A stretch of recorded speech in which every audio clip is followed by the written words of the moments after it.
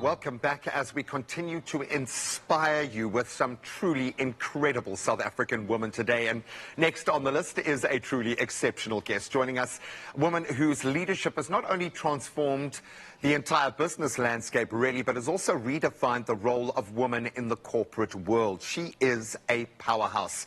Please welcome Mrs. Charmaine Mabuza, the CEO of ITHUBA, the national lottery operator, who is joining us sadly remotely via video call. I was really hoping we'd get to plug into the spirit firsthand. But Charmaine, a very good morning. First of all, you're already at work, so clearly you're up and at 'em. How are you?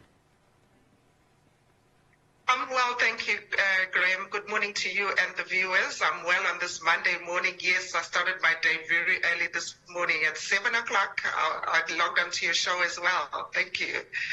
We love the sound of that because that's what's required. One doesn't just arrive at a central figure, this kind of position in one of the biggest organizations in the country with such a pivotal and vital role to play. Let's go back a few steps here. Who is Charmaine Mabuza? Give us a bit of some insight into the arc that brought you here.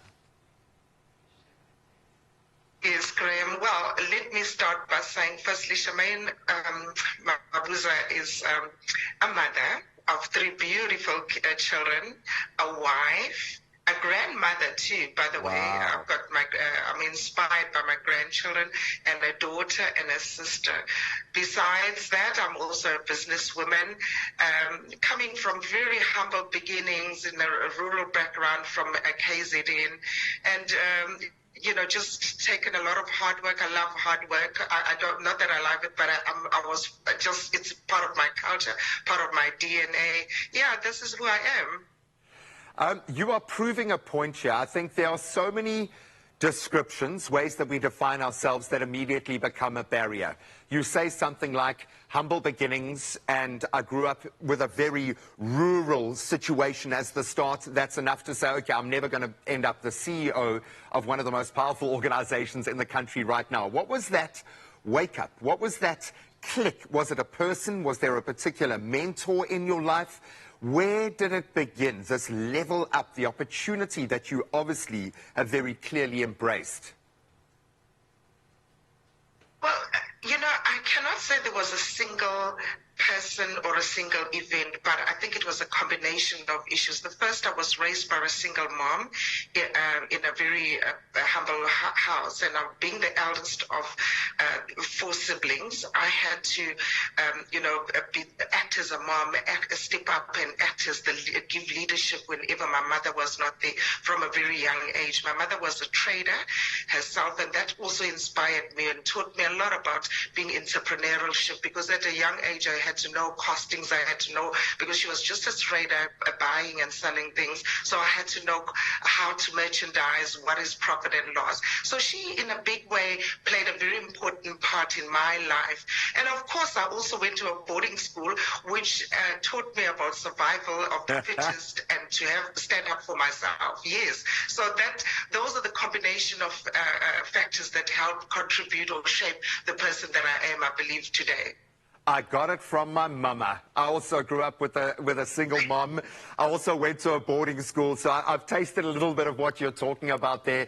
I absolutely get that. And it's those kind of lessons that you get taught without being told. You see them, you live them, and now you get to, in the way that you are living your life, teach these lessons to millions of young South African girls. You've literally taken that glass roof and you have smashed it. It no longer exists. Obviously, you work in a very exciting place. You get to see lives changing in the most fundamental and radical way. What is it about your current job that you love the most?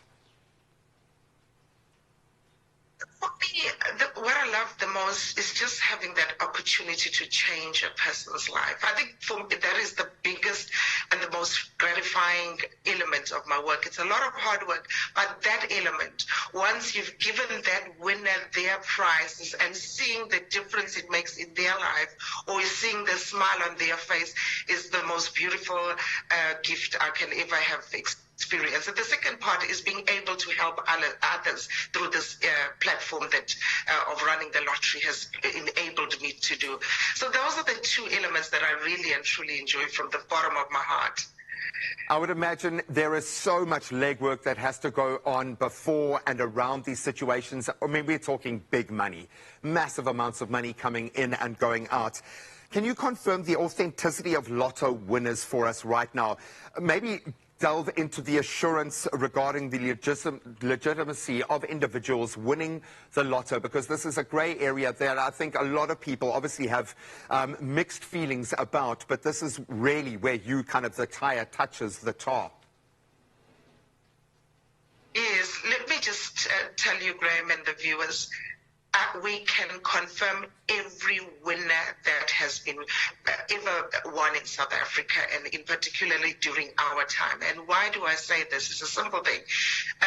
Our processes are actually audited by an independent auditor, Mazars. Whenever we are generating results, there's somebody other than ourselves that oversees it. But also, most importantly, there's the regulator that audits each and every file. But as an organization, we are accredited by the WLA. Our processes are accredited. I can assure South Africans that there's a winner, and I'm sure every South African knows of somebody who's won a prize, or who's won a lottery somewhere, somehow. And I can assure you that there is winners. It is authentic, and rest assured that the Lotto does exist.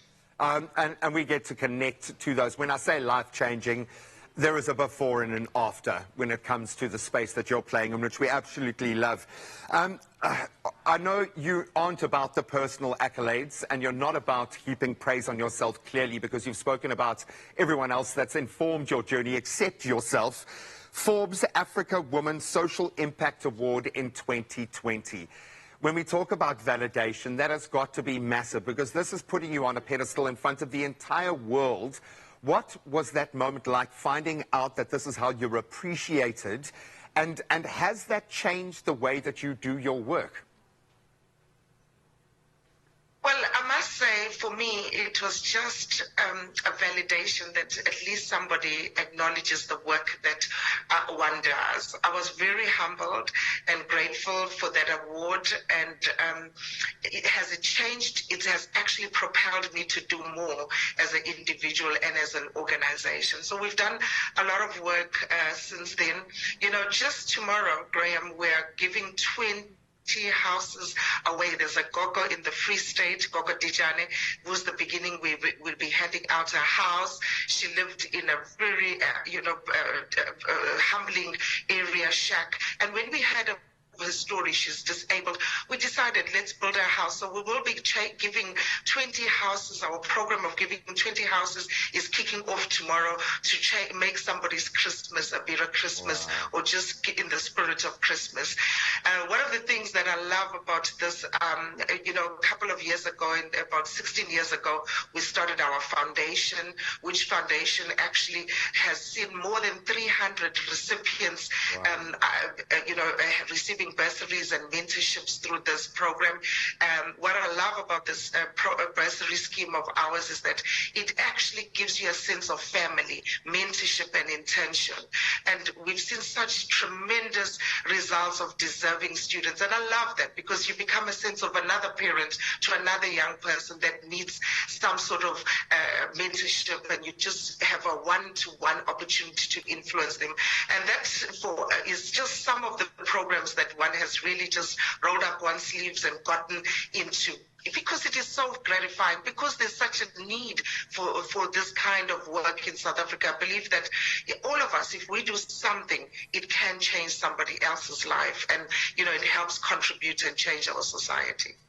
There are layers to this conversation, and I'm just looking at your beautiful face thinking, once again, how many young South African women you would have had them on hello. Just the fact that they are seeing you do what you do at the level that you do it is enough. All of the wonderful investment going back into the community and how you live your life, your purpose, the cherry on the top. Thank you so much, Charmaine, for joining us this morning, and all the best of luck. Enjoy your festive season.